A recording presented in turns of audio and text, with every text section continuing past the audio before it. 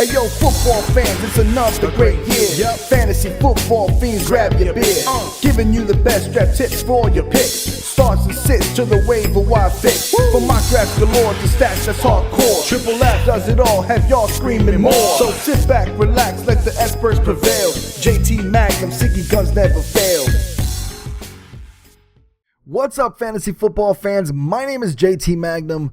Welcome to week 7 of your Stardom Situm show. Unfortunately, we are without Siggy this week. He had to work late, and so I had to fly solo. But his picks will be on the website. He's going to give them to me tonight, and I should be able to put them on the website. So in case you're interested in what he said for his starts and sits, that'll be on the website.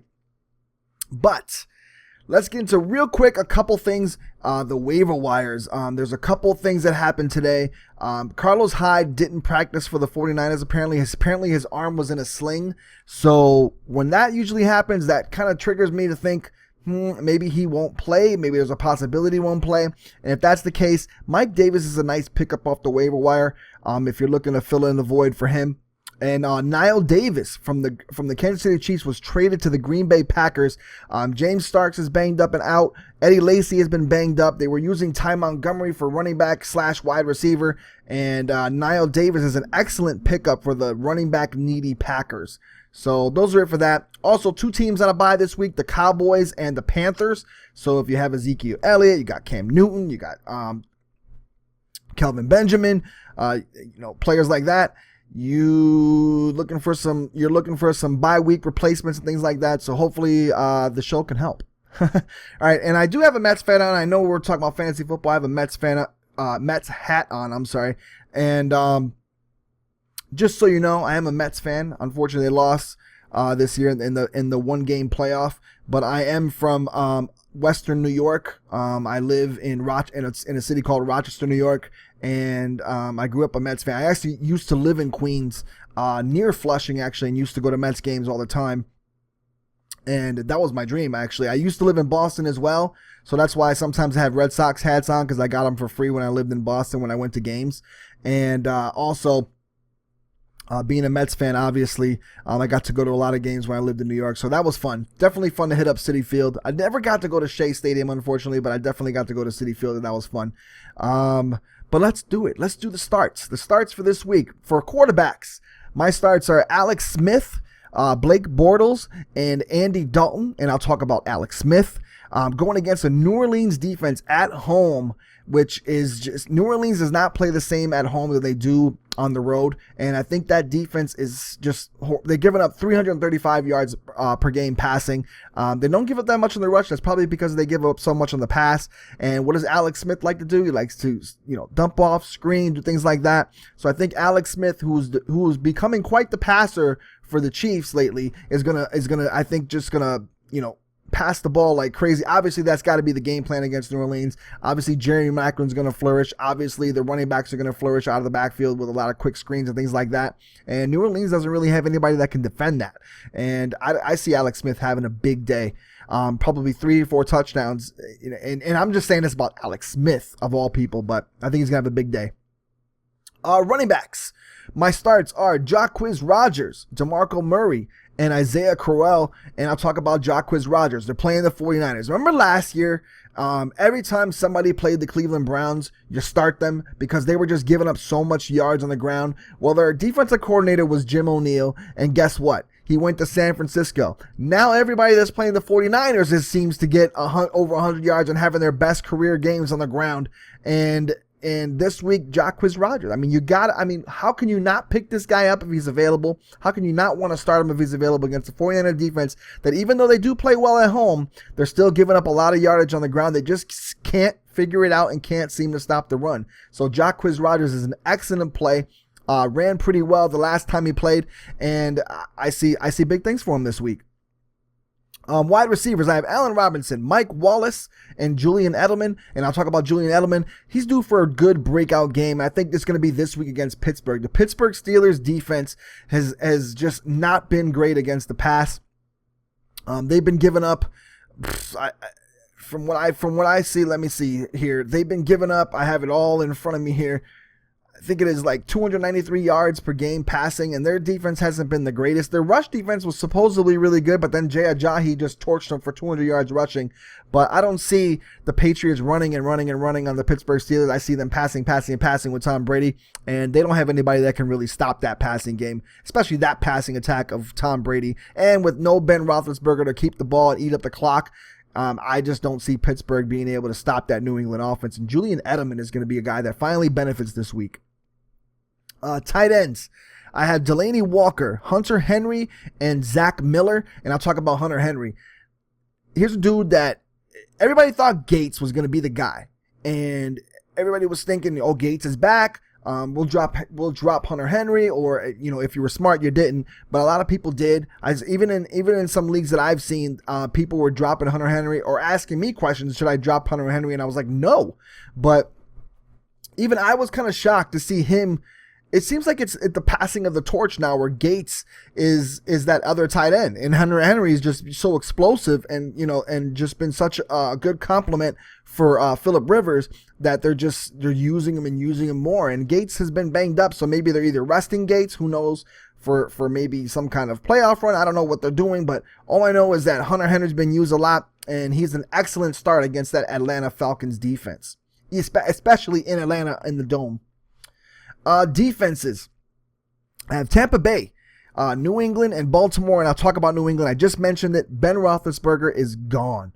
Ben Roethlisberger's out, messed up his MCL. He got surgery for it. I think he's out 4 to 5 weeks or so. I'm not sure, but I think that's the timetable. But knowing him, he'll come back in 2 weeks or something. But still, going against New England, and that New England defense is better than advertised. I mean, they are giving up a little yardage here and there, but they're not giving up points, and they're just playing great. And against, of all people, Landry at quarterback for the Pittsburgh Steelers, I don't see them being able to beat them. I don't see them being able to have that high-powered offense they're always used to doing or used to having, and you're not going to see that this weekend, especially against the Patriots, who schemes better than the Patriots against an offense? There's just nobody. Even if Ben Roethlisberger was there, he might have had a little bit of a hard time. So, Landry's going to have a very difficult week. It's going to be a tough time. So let's move over to the sit-em portion of the show. And my quarterbacks for sits this week are Russell Wilson. I know, surprising. Carson Wentz and Brock Osweiler. And I'll talk about Brock Osweiler going back home to Denver where he used to play. And the offense isn't that great. And Denver has a habit of making quarterbacks look bad, minus Phillip Rivers last week, who was actually only due for a little bit over 100 yards. And it seemed like he was going to come out the gates passing all over the place. But they ended up settling down, and it ended up being a boring game basically.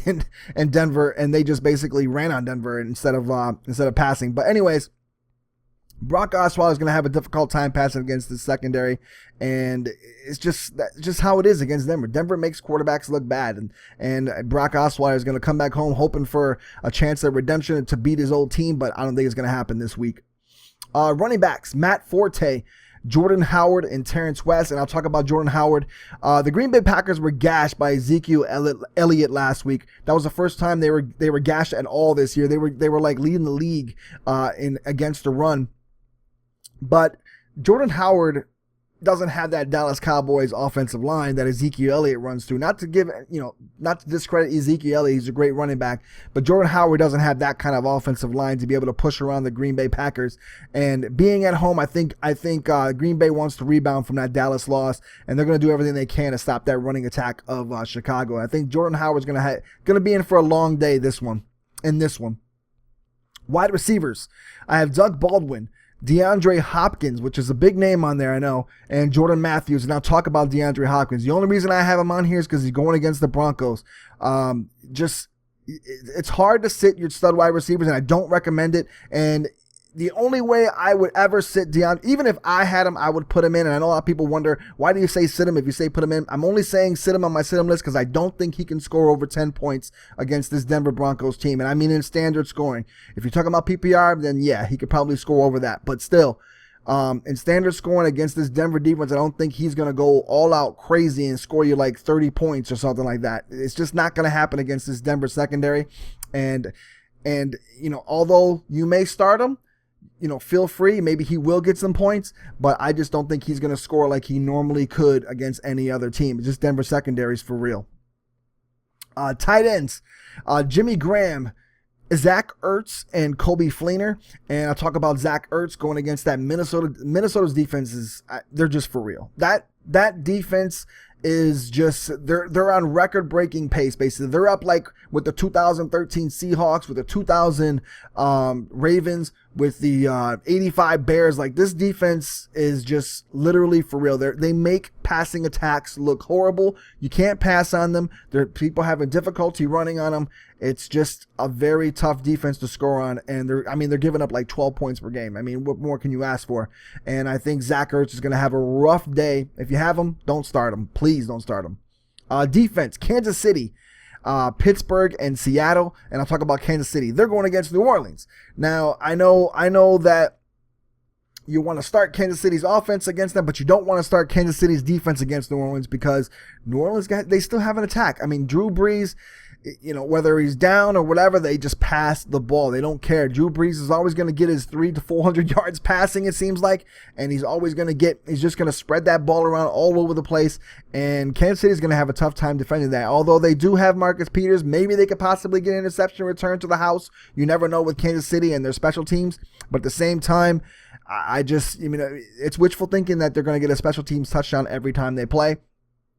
And against that New Orleans team and that offense, I just don't trust their defense against that. I don't think they can shut down Drew Brees. It's almost impossible to shut down Drew Brees. He just passes the ball all the time. Well, that does it for the Stardom and Sid'em show. I know it's a quick one. I know. Usually you're watching a half an hour one with me and Siggy, but unfortunately Siggy wasn't here. Like I said, don't forget to leave comments in the comment section. Ask me all the questions you want. Like I said, we don't talk about all the players. I mean, if I had all the time in the world, I would. But unfortunately, this is how we do it. We do 3 players per position, and that's how we talk. But if you have any questions, ask them in the comment section, and I'll gladly try to get to it as fast as I can. Siggy would try to get to it if he can, and everybody else help each other out. You guys have been great.